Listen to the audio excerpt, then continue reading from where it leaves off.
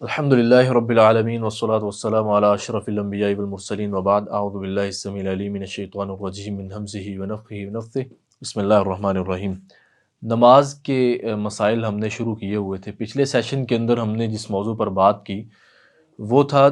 نمازوں کے اوقات کا بیان، یعنی نماز فجر کا وقت کیا ہے، ظہر کا وقت کیا ہے، اور اسی طرح عصر، مغرب اور عشاء کا وقت کون سا ہے صحیح احادیث کی روشنی میں۔ آج انشاءاللہ العزیز ہم جس موضوع پر بات کریں گے وہ ہے نمازوں کے ممنوع اوقات کا بیان اور تعداد رکعات کا بیان، یعنی نماز فجر کی رکعات کی تعداد کتنی ہے، نماز ظہر کی رکعات کی تعداد کتنی ہے، اور اسی طرح نماز عصر کی رکعات کی تعداد کتنی ہے، نماز مغرب اور نماز عشاء، اور وہ اوقات جن کے اندر نماز پڑھنے سے منع کیا گیا ہے وہ کون سے اوقات ہیں۔ تو انشاءاللہ ہم اس سے شروع کرتے ہیں کہ نماز کے ممنوع اوقات کون سے ہیں۔ اس سے پہلے ایک جو ہے نا وہ انتہائی اہم مسئلہ ہے کہ جن علاقوں کے اندر دن رات کا جو دورانیہ ہے وہ عموم سے ہٹ کر ہے تو وہاں پر نماز کا حکم کیا ہوگا۔ مثال کے طور پر بعض ایسے علاقے ہیں کہ جہاں پر 6 مہینے کی جو ہے نا 6 مہینے کا دن ہے یا 6 مہینے کی رات ہے، تو وہاں پر نمازوں کا جو ہے نا وہ نمازوں کو ادا کرنا کس طریقے کے ساتھ ہوگا۔ جو ہے نا اسی طرح ایک حدیث صحیح مسلم کے اندر کتاب الفتن کے اندر ہے،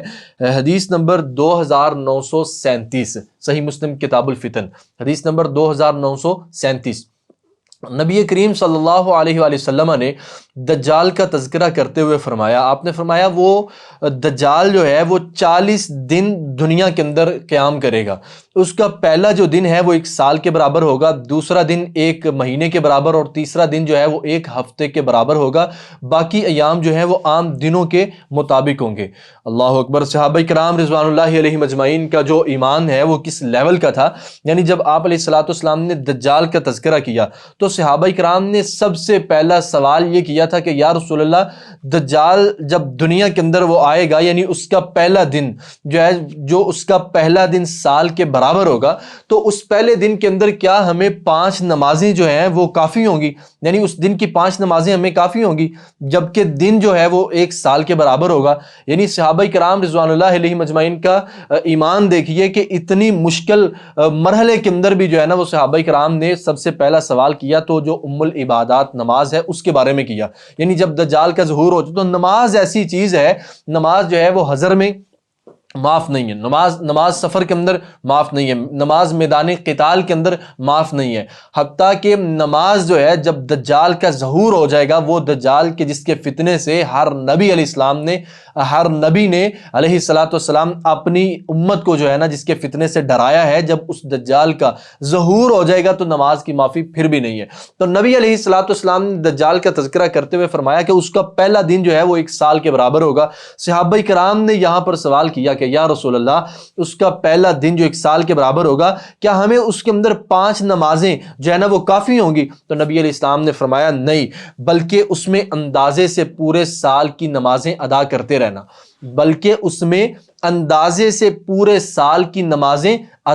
رہنا، اب اس حدیث سے 2 چیزیں جو ہے نا وہ واضح ہوتی ہیں کہ کچھ علاقے وہ ہیں جہاں پر 6 مہینے کا دن اور 6 مہینے کی رات ہوتی ہے، اور اسی طرح بعض علاقے وہ ہیں جہاں پر 6 مہینے کا دن اور رات ہوتا ہے مگر معمولی سا فرق ہوتا ہے اس کے اندر روشنی کا، یعنی معمولی سے روشنی کا جو ہے نا اس میں فرق ہوتا ہے۔ تو 2 صورتیں، پہلی صورت یہ ہے کہ جن علاقوں کے اندر 6 مہینے کا دن یا 6 مہینے کی رات ہے، وہاں پر اگر معمولی سی روشنی سے جو ہے نا وہ فرق ہوتا ہے تو اس معمولی سی روشنی کے فرق کے حساب سے نمازوں کے اوقات جو ہیں وہ مقرر کیے جائیں گے۔ اور اسی طرح بعض علاقے وہ ہیں جہاں پر معمولی سی روشنی کا فرق بھی نہیں ہوتا، مسلسل 6 مہینے کی رات اور 6 مہینے کا دن رہتا ہے، تو وہاں پر قریبی جو علاقہ ہے اس کو جو ہے نا اس کے حساب سے وہاں پر جو نمازوں کے اوقات چل رہے ہیں ان کے حساب سے 6 مہینے کا اگر دن ہے تو 5 نمازوں کو اس دن جو ہے نا 5 نمازوں کو ان اوقات کے حساب سے جو قریبی کسی علاقے کے اندر چل رہے ہیں 5 نمازوں کے اوقات، ان اوقات کو لے لیا جائے گا اور ان اوقات کے حساب سے 5 نمازوں کو جو ہے وہ ادا کیا جائے گا۔ اس کے آگے جو ہے نا وہ نمازوں کے ممنوع اوقات جو بیان ہوئے ہیں، سب سے اس کے بارے میں چند ایک روایات ہیں۔ سب سے پہلی روایت جو ہے وہ صحیح مسلم کے اندر ہے، حدیث نمبر 832، سب سے پہلی روایت صحیح مسلم کے اندر ہے، حدیث نمبر 832 ہے۔ رسول اللہ صلی اللہ علیہ وسلم نے صحابی سے فرمایا صلی صلاۃ الصبح ثم اقصر عن الصلاۃ حتی تطلع الشمس حتی ترتفع۔ آپ نے فرمایا کہ صبح کی نماز پڑھ پھر نماز سے رک جا، صبح کی نماز پڑھ پھر سورج کے طلوع ہونے سے بلند ہونے تک نماز سے رک جا، یہ نبی علیہ السلام نے صحابی کو فرمایا۔ اس سے آگے آپ نے فرمایا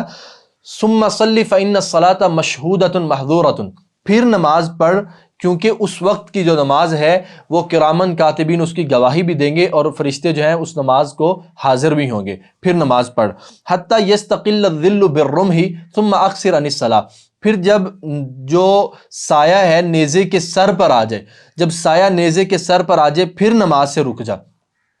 حتی یستقل الظل بالرمح ثم اقصر عن الصلاۃ، جب سایہ جو ہے نیزے کا سایہ، جب نیزے کا سایہ اس کے سر پر آ جائے پھر نماز سے رک جا۔ فإن حینئذ تسجر جہنم، کیونکہ وہ جو وقت ہے اس وقت جہنم کی آگ کو جو ہے وہ بڑکایا جاتا ہے۔ اس کے بعد فرمایا فإذا أقبل الفیء فصل، جب سایہ آگے بڑھنے لگے پھر نماز پڑھ۔ فإن الصلاۃ مشہودۃ محظورۃ، کیونکہ اس وقت کی جو نماز ہے اس وقت کی نماز کو فرشتے حاضر بھی ہوتے ہیں اور اس وقت کی نماز کی فرشتے گواہی بھی دیتے ہیں۔ حتی تصلی العصر، حتیٰ کہ تو عصر کی نماز پڑھ لے۔ ثم اقصر عن الصلاۃ، پھر نماز سے جو ہے نا وہ تو رک جا۔ حتی تغرب الشمس، حتیٰ کہ سورج غروب ہو جائے۔ اب یہ جو صحیح مسلم کی روایت ہے اس کے اندر 3 اوقات ہیں جن کے اندر نماز پڑھنے سے رسول اللہ صلی اللہ علیہ وآلہ وسلم نے منع فرمایا۔ سب سے پہلا وقت جو ہے وہ سورج کے طلوع ہونے سے سورج کے بلند ہونے تک ہے، اس وقت کے اندر نماز پڑھنے سے نبی علیہ الصلوۃ والسلام نے منع فرما دی ہے۔ دوسرا وقت جب سایہ نیزے کے سر پر آ جائے، فرمایا اس وقت بھی جو ہے نا وہ نماز پڑھنے سے رک جاؤ۔ فإن حینئذ تسجر جہنم، کیونکہ اس وقت جو ہے وہ جہنم کو بڑکایا جاتا ہے، اس وقت نماز نہیں پڑھنی۔ فإذا أقبل الفیء، جب سایہ آگے بڑھنے لگے تو پھر نماز جو ہے نا وہ شروع کر دو، کیونکہ اس وقت کی نماز کو بھی فرشتے جو ہے نا اس کی گواہی بھی دیں گے اور حاضر بھی ہوتے ہیں۔ اور تیسرا وقت فرمایا جب سورج غروب ہونے لگے حتیٰ کہ وہ مکمل طور پر غروب ہو جائے پھر نماز سے رک جاؤ، یعنی جب سورج طلوع ہونے سے بلند ہونے، سورج کے طلوع ہونے سے بلند ہونے تک، یہ پہلا وقت ہے۔ اور اسی طرح جب نیزے کا سایہ اس کے سر پر آ جائے تو پھر نماز سے رک جاؤ، یہ دوسرا وقت ہے۔ اور تیسرا وقت جب سورج غروب ہونے لگے۔ یہ 3 وقت اس حدیث کے اندر بیان ہوئے ہیں۔ اسی طرح صحیح مسلم کے اندر ایک اور روایت ہے، حدیث نمبر 831، یہ بھی صحیح مسلم کی روایت ہے۔ عقبہ بن عامر رضی اللہ تعالی عنہ اس حدیث کے راوی ہیں، کہتے ہیں رسول اللہ صلی اللہ علیہ وآلہ وسلم نے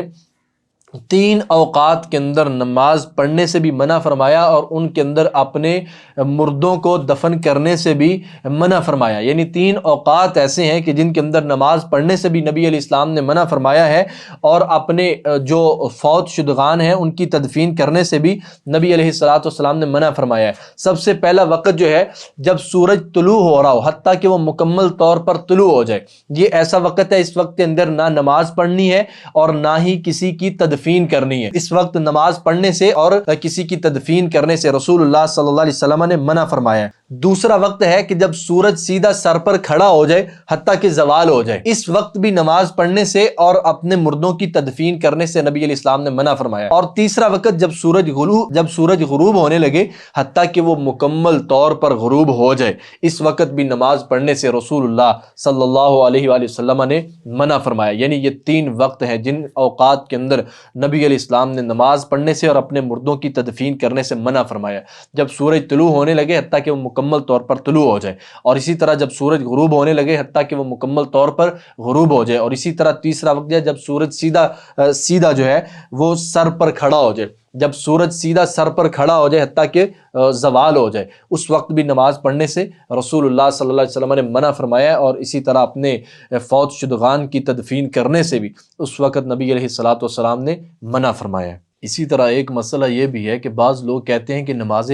عصر کے بعد آپ کوئی نوافل وغیرہ جو ہے نا وہ نہیں پڑھ سکتے۔ بات جو ہے نا وہ قابل اعتبار، قابل معتبر نہیں ہے، کیونکہ سنن نسائی کے اندر ایک روایت ہے، علی رضی اللہ تعالیٰ عنہ اس حدیث کے راوی ہیں، سنن نسائی کتاب المواقیت باب الرخصۃ فی الصلاۃ بعد العصر، حدیث نمبر 574۔ علی رضی اللہ تعالیٰ عنہ حدیث کے راوی ہیں، فرماتے ہیں نہا رسول اللہ صلی اللہ علیہ وسلم عن صلاۃ بعد العصر الا ان تکون الشمس بیضاء مرتفعۃ نقیۃ مرتفعۃ۔ حضرت علی رضی اللہ عنہ فرماتے ہیں کہ رسول اللہ صلی اللہ علیہ وسلم نے نماز عصر کے بعد نماز پڑھنے سے، یعنی عصر کی نماز کے بعد نماز پڑھنے سے رسول اللہ صلی اللہ علیہ وسلم نے منع فرمایا، الا مگر ان تکون الشمس بیضاء نقیۃ مرتفعۃ، مگر جب سورج جو ہے وہ سفید صاف اور بلند ہو جائے تو تب آپ نماز پڑھ سکتے ہیں۔ اور اسی طرح صحیح بخاری کے اندر حدیث ہے صحیح بخاری کے اندر کتاب مواقیت الصلاۃ حدیث نمبر 591، اسی طرح صحیح بخاری کے اندر حدیث ہے حدیث نمبر 591 کتاب مواقیت الصلاۃ۔ اس حدیث کی راویہ ہیں سیدہ عائشہ صدیقہ رضی اللہ تعالی عنہا۔ سیدہ عائشہ صدیقہ رضی اللہ تعالی عنہا فرماتی ہیں ما ترک النبی صلی اللہ علیہ وسلم السجدتین بعد العصر عندی قط، کہ نبی علیہ الصلوۃ والسلام نے نماز عصر کے بعد 2 رکعات پڑھنا کبھی بھی نہیں ترک کیا۔ جب بھی آپ میرے پاس آتے نماز عصر پڑھانے کے بعد آپ 2 رکعات پڑھا کرتے تھے۔ یہ جو 2 رکعات ہیں، جس طرح فجر کی 2 رکعات آپ نے کبھی نہیں چھوڑی تھی، اسی طرح عصر کی نماز کے بعد کی بھی 2 رکعات نبی علیہ السلام نے کبھی نہیں چھوڑی تھی۔ تو یہ اس بات کی تردید ہے کہ جو بعض لوگ کہتے ہیں کہ نبی علیہ السلام نے نماز عصر کے بعد نماز پڑھنے سے، کوئی نوافل وغیرہ پڑھنے سے منع فرمایا ہے، حالانکہ صحیح بخاری کے اندر ہے رسول اللہ صلی اللہ علیہ وسلم کا اپنا عمل مبارک ہے۔ سیدہ عائشہ رضی اللہ عنہا فرماتی ہیں کہ نبی علیہ الصلوۃ والسلام نماز عصر کے بعد جب گھر میں آتے تو آپ 2 رکعت نفل ادا کیا کرتے تھے، وہ آپ نے کبھی بھی نہیں چھوڑے۔ جب بھی آپ گھر کے اندر میرے پاس تشریف لائے ہیں نماز عصر کے بعد تو آپ نے 2 نفل جو ہے نا وہ ادا کیے ہیں۔ جس روایت کے اندر منع کا تذکرہ آتا ہے وہ مکمل روایت ایسے ہے جو سنن نسائی کے اندر حدیث نمبر 574 ہے، حضرت علی رضی اللہ عنہ اس کے راوی ہیں کہ نہا رسول اللہ صلی اللہ علیہ وسلم عن صلاۃ بعد العصر الا ان تکون الشمس بیضاء نقیۃ مرتفعۃ، کہ نبی علیہ الصلوۃ والسلام نے نماز عصر کے بعد نماز ادا کرنے سے منع فرمایا یہاں تک کہ سورج سفید صاف اور بلند ہو جائے۔ یعنی جب سورج سفید صاف اور بلند ہو جاتا ہے تو اس وقت نماز عصر کی نماز کے بعد انسان نوافل پڑھ سکتا ہے، اور رسول اللہ صلی اللہ علیہ وسلم کی مبارک سنت ہے کہ آپ 2 رکعت نفل ادا کیا کرتے تھے اپنے گھر کے اندر جا کر۔ اسی طرح ایک مسئلہ یہ بھی ہے کہ اگر کسی کی نماز فجر جو ہے وہ لیٹ ہو گئی ہے، اب انسان کی آنکھ کھلی ہے، اس نے وضو وغیرہ کیا ہے، نماز شروع کرنے لگا ہے، ادھر سے سورج طلوع ہونا شروع ہوا ہے تو وہ نماز سے رک جائے گا۔ اسی طرح اگر کسی کی نماز عصر لیٹ ہو گئی ہے تو اس نے وضو وغیرہ کیا ہے، نماز شروع کرنے لگا انسان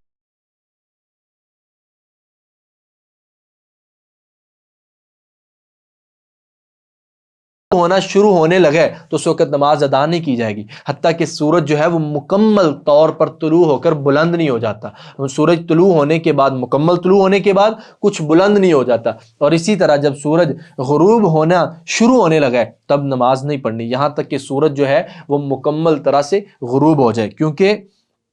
حدیث ہے صحیح مسلم کے اندر حدیث نمبر 829، صحیح مسلم کی روایت ہے حدیث نمبر 829 ہے، رسول اللہ صلی اللہ علیہ وسلم نے ارشاد فرمایا اذا بدأ حاجب الشمس فاخروا الصلاة حتى تبرز واذا غاب حاجب الشمس فاخروا الصلاة حتى تغیب۔ نبی علیہ الصلوۃ والسلام نے ارشاد فرمایا کہ جب سورج کی ٹکیا غروب ہونے لگے تو نماز سے رکے رہو یہاں تک کہ وہ مکمل طور پر غروب ہو جائے، اور جب سورج جو ہے یہ طلوع ہونے لگے تو نماز سے رکے رہو یہاں تک کہ وہ مکمل طور پر جو ہے وہ طلوع ہو جائے، اور طلوع ہونے کے بعد تھوڑا سا وہ بلند ہو جائے۔ تو اسی طرح ایک اور مسئلہ یہ بھی ہے کہ حرم مکی کے اندر کوئی نماز کا وقت ممنوع نہیں ہے، اسی طرح کوئی طواف کا وقت ممنوع نہیں ہے، یعنی حرم مکی جو ہے اللہ رب العالمین نے اس کو یہ اعزاز بخشا ہے کہ وہاں پر کوئی وقت جو ہے وہ نماز کا، یعنی جیسے ہمارے ہاں جو ہے نا 3 اوقات میں نماز پڑھنے سے یعنی منع کیا گیا ہے پوری دنیا کے اندر سوائے حرم مکی کے، 3 اوقات میں نماز پڑھنے سے منع کیا گیا نا پوری دنیا کے اندر، وہ 3 اوقات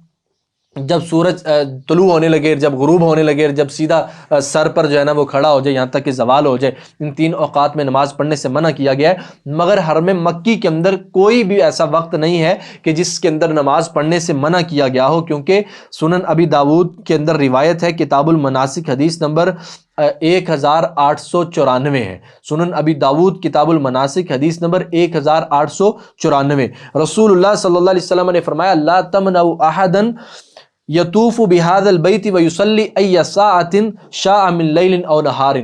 دن اور رات کی گھڑی میں جو شخص بیت اللہ کا طواف کرتا ہے یا بیت اللہ کے اندر نماز پڑھتا ہے اس کو کوئی بھی نہ روکے، یعنی دن اور رات کی جس بھی گھڑی کے اندر جو بیت اللہ کے طواف کر رہا ہے اور جو بیت اللہ کے اندر نماز پڑھ رہا ہے اس کو روکا نہیں جائے گا۔ تو اس حدیث سے یہ بات بھی واضح اور ثابت ہوتی ہے کہ حرم مکی کے اندر بیت اللہ کے اندر کوئی نماز کا وقت اور طواف کا وقت ممنوع نہیں ہے۔ یہ تھے نمازوں کے ممنوع اوقات کہ جن کے اندر نماز پڑھنے سے رسول اللہ صلی اللہ علیہ وسلم نے منع فرمایا ہے۔ اب ہم تعداد رکعات کا بیان کریں گے کہ نمازوں کی جو رکعات ہیں ان کی تعداد کتنی ہے۔ تو اس کے اندر سب سے پہلی جو بات ہے وہ یہ ہے کہ رسول اللہ صلی اللہ علیہ وسلم نے فرضوں سے پہلے اور فرضوں کے بعد نوافل اور سنتیں ادا کرنے کی جو ہے نا وہ بہت ہی زیادہ ترغیب دی ہے۔ آپ علیہ السلام نے فرض نماز سے پہلے اور بعد میں نوافل ادا کرنے کی بہت ہی زیادہ ترغیب دی ہے، کیونکہ حدیث ہے سنن ابن ماجہ کے اندر حدیث 1400 حدیث کا نمبر ہے 1426، یہ ابن ماجہ کی روایت ہے۔ اس کے اندر ہے رسول اللہ صلی اللہ علیہ وسلم نے ارشاد فرمایا ان اول ما یحاسب به العبد الصلاۃ، قیامت کے دن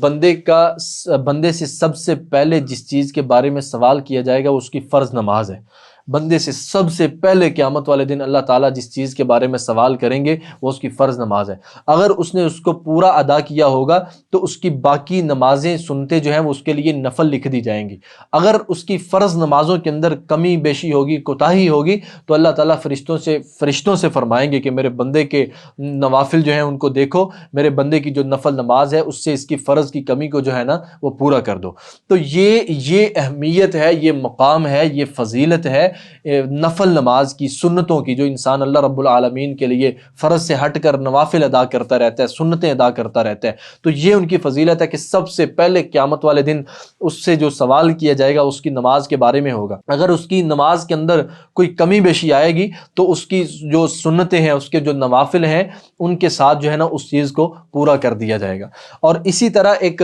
اور چیز ہے کہ رسول اللہ صلی اللہ علیہ وسلم نے دن اور رات کے اندر جو 12 سنتیں ہیں، جو 12 سنتے ہیں دن اور رات کے اندر، یعنی کچھ فجر سے پہلے ہیں، کچھ ظہر سے پہلے اور ظہر کے بعد، کچھ مغرب کے بعد، کچھ عشاء کے بعد، یہ جو دن اور رات کے اندر 12 سنتے ہیں، ان کا ایک خاص فضیلت ان کی ایک نبی علیہ الصلوۃ والسلام نے بیان فرمائی ہے، جیسا کہ حدیث ہے صحیح مسلم کے اندر، حدیث نمبر 728 ہے، صحیح مسلم کی حدیث نمبر 728 ہے، جس کے اندر ہے رسول اللہ صلی اللہ علیہ وسلم نے فرمایا ما من عبد مسلم یصلی للہ کل یوم 12 رکعۃ تطوعا غیر فریضۃ الا بنى اللہ لہ بیتا فی الجنہ۔ آپ نے فرمایا جو بھی کوئی مسلمان اللہ رب العالمین کی رضا کے لیے، جو بھی کوئی مسلمان اللہ کے لیے وہ ایک دن کے اندر 12 رکعات جو ہے نوافل ادا کرتا ہے، جو نفلی ہیں، جو کہ فرض نہیں ہے، الا بنى اللہ لہ بیتا فی الجنہ، مگر اللہ رب العالمین جنت کے اندر اس کے لیے ایک محل تیار کر دیتے ہیں، ایک محل بنا دیتے ہیں۔ جو شخص دن کے اندر 12 رکعات نوافل ادا کرتا ہے اس کے لیے اللہ رب العالمین جنت کے اندر ایک جو ہے وہ محل تیار کر دیتے ہیں، ایک محل جو ہے نا وہ بنا دیتے ہیں۔ اس 12 سنتوں کی جو تفصیل ہے وہ ترمذی کی ایک روایت ہے، جو کہ سیدہ ام حبیبہ رضی اللہ تعالی عنہا نے ان 12 رکعات کی جو نوافل ہیں، جو سنتیں ہیں، ان کی تفصیل بیان کی ہے۔ سیدہ ام حبیبہ رضی اللہ عنہا بیان کرتی ہیں، یہ جامع ترمذی کی روایت ہے، حدیث نمبر 415، فرماتی ہیں وہ جو 12 رکعات ہیں 2 فجر کی نماز سے پہلے ہیں اور 4 رکعات نماز ظہر سے پہلے اور 2 بعد میں، اور 2 مغرب کے بعد اور 2 عشاء کی نماز کے بعد، یہ 12 رکعات بنتی ہیں نوافل سنتیں جو ہیں۔ تو ان سنتوں کے بارے میں اور نوافل کے بارے میں نبی علیہ الصلوۃ والسلام نے فرمایا کہ جو ان 12 رکعات کا اہتمام کرتا ہے اللہ رب العالمین اس کے لیے جنت کے اندر جو ہے نا وہ ایک محل تیار کر دیتے ہیں۔ یہ تھی 12 رکعات کی فضیلت، ان کا مقام جو نبی علیہ الصلوۃ والسلام نے بیان فرمایا تھا۔ اب جو نمازیں ہیں، جو ان کی رکعات کی تعداد ہے، نماز فجر جو ہے اس کی کل رکعات 4 ہیں، 2 پہلے سنتے ہیں اور اس کے بعد 2 فرض ہیں۔ سیدہ عائشہ صدیقہ رضی اللہ تعالی عنہ بیان فرماتی ہیں کہ نفل نمازوں میں سب سے زیادہ اہتمام نبی علیہ الصلوۃ والسلام فجر کی 2 سنتوں کا فرمایا کرتے تھے۔ آپ نے یہ جو فجر کی 2 سنتیں ہیں نہ یہ کبھی حضر میں چھوڑی ہیں، نہ ہی یہ کبھی سفر میں چھوڑی ہیں، اور یہ جو فجر کی 2 سنتیں ہیں ان کا مقام بیان کرتے ہوئے نبی علیہ الصلوۃ والسلام نے ارشاد فرمایا کہ خیر من الدنیا وما فیہا، یہ جو فجر کی 2 سنتیں ہیں یہ ساری دنیا جو ہے، پوری دنیا اور جو کچھ پوری دنیا کے اندر ہے اس سب سے بہتر ہیں یہ فجر کی دو سنتیں۔ تو فجر کی کل تعداد رکعات کی جو ہے وہ 4 ہے، 2 پہلے سنتے ہیں اور اس کے بعد 2 فرض ہیں۔ اور اسی طرح ظہر کی جو تعداد ہے، جو رکعات کی تعداد ہے کہ ظہر کی نماز سے پہلے، صحیح مسلم کی روایت ہے 4 جو ہے نا وہ سنتے ہیں۔ یہ صحیح مسلم کے اندر حدیث نمبر 103 اور 728 ہے کہ ظہر کی نماز سے پہلے 4 سنتے ہیں، اور صحیح بخاری کے اندر ہے کہ ظہر کی نماز سے پہلے 2 سنتے بھی پڑھ سکتے ہیں، اور 4 رکعات ظہر کے فرض ہیں، اور اس کے بعد 2 رکعت جو ہے نا وہ سنت ہیں۔ یعنی ظہر کی نماز جو فرض ہے 4 رکعات، اس کے بعد 2 رکعات پڑھنا جو ہے نا یہ بھی سنت سے ثابت ہے، یعنی سنت ہے۔ اور اس کے بعد جو ہے اگر کوئی ظہر کی نماز جو ہے نا یعنی فرض رکعات جو 4 ہیں، اس کے بعد اگر کوئی اور مزید 4 رکعات سنت ادا کر دیتا ہے تو اس کی فضیلت بہت ہی زیادہ ہے۔ سیدہ ام حبیبہ رضی اللہ تعالی عنہ بیان کرتی ہیں، یہ روایت جامع ترمذی کے اندر ہے، حدیث نمبر 428 ہے۔ سیدہ ام حبیبہ رضی اللہ تعالی عنہ بیان فرماتی ہیں کہ رسول اللہ صلی اللہ علیہ وسلم نے فرمایا من حافظ علی 4 قبل الظہر و4 بعدها، من حافظ علی 4 قبل الظہر و4 بعدها حرمہ اللہ علی النار، کہ جو شخص جو ہے وہ 4 رکعات سنت ظہر کی نماز سے پہلے ادا کرتا ہے، اور جو 4 رکعات سنت ظہر کی نماز کے بعد ادا کرتا ہے، یعنی سیدہ ام حبیبہ رضی اللہ عنہ بیان فرماتی ہیں من حافظ علی 4 قبل الظہر و4 بعدها، جو شخص 4 رکعات سنت نماز ظہر سے پہلے ادا کرتا ہے، و4 بعدها، اور 4 رکعات سنت نماز ظہر کے بعد ادا کرتا ہے، حرمہ اللہ علی النار،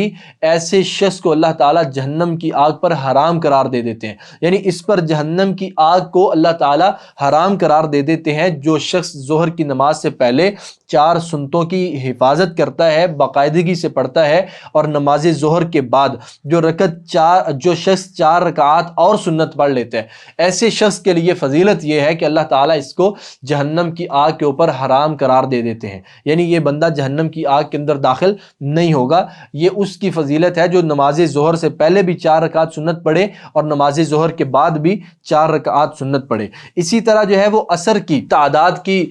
بات ہے، یعنی نماز عصر کی رکعات کی تعداد کتنی ہے۔ نماز عصر کی رکعات جو فرض ہیں وہ 4 ہیں، اس سے پہلے جو ہے نا وہ 4 رکعتیں جو ہے نا وہ سنت اگر انسان پڑھ لیتا ہے، نوافل ادا کر لیتا ہے، تو ایسے شخص کے لیے رسول اللہ صلی اللہ علیہ وسلم نے دعا فرمائی، آپ نے فرمایا رحم اللہ عمران صلی قبل العصر 4، یہ حدیث سنن ابی داود کے اندر ہے، حدیث نمبر 1271۔ آپ علیہ الصلوۃ والسلام نے دعا فرمائی کہ رحم اللہ عمران صلی قبل العصر 4، اللہ تعالی اس شخص کے اوپر اپنی رحمت نازل فرمائے جس نے عصر کی نماز سے پہلے جو ہے نا وہ 4 رکعت ادا کی ہیں، یعنی رسول اللہ صلی اللہ علیہ وسلم نے اس شخص کے لیے دعائے رحمت کی ہے کہ جو عصر کے جو 4 رکعت فرض ہیں ان سے پہلے جو 4 رکعات نوافل ادا کرتا ہے، سنتیں پڑھتا ہے، آپ علیہ الصلوۃ والسلام نے اس کے لیے دعائے رحمت کی ہے کہ اللہ تعالیٰ اس کے اوپر جو ہے وہ اپنی رحمت نازل فرمائے جو عصر کی نماز سے پہلے 4 رکعات جو ہے وہ سنت ادا کرتا ہے۔ اسی طرح جو ہے نا وہ نماز مغرب ہے، نماز مغرب کی جو رکعات فرض ہیں وہ 3 ہیں، تو اس سے پہلے اور نماز مغرب کی جو رکعات فرض ہیں وہ 3 ہیں، اور اس کے بعد 2 سنت ہیں، ان کی بھی فضیلت ہے جو نبی علیہ السلام نے بیان فرمائی ہے، ان کو بھی ادا کرنا چاہیے۔ اور اسی طرح بعض لوگ جو ہے نا وہ سمجھتے ہیں کہ مغرب کی اذان ہوئی ہے تو اس سے پہلے کوئی نماز نہیں ہے، اور اکثر لوگ مغرب کی اذان ہوئی ہے تو نماز کھڑی ہونے میں کوئی 5 منٹ کا اگر وقت ہوتا ہے تو لوگ نماز نہیں پڑھتے، ویسے بیٹھے رہتے ہیں۔ صحیح بخاری کے اندر حدیث ہے، حدیث نمبر 1183، رسول اللہ صلی اللہ علیہ وسلم نے فرمایا صلو قبل المغرب، صلو قبل المغرب، صلو قبل المغرب۔ آپ علیہ السلام نے 3 مرتبہ حکماً ارشاد فرمایا کہ نماز مغرب سے پہلے نماز پڑھو، نماز مغرب سے پہلے نماز پڑھو، نماز مغرب سے پہلے نماز پڑھو۔ تیسری مرتبہ، اس حدیث کے راوی ہیں عبداللہ المزنی رضی اللہ تعالیٰ عنہ، تیسری مرتبہ فرمانے کے بعد آپ نے فرمایا جو چاہتا ہے وہ پڑھ لے، یعنی اس حکم کو جو ہے نا اس میں تخفیف ایسے کی کہ جو چاہتا ہے پڑھ لے، یعنی یہ نہ کوئی سمجھ لے کہ یہ فرض ہے، مگر یہاں سے یہ بات واضح ہوتی ہے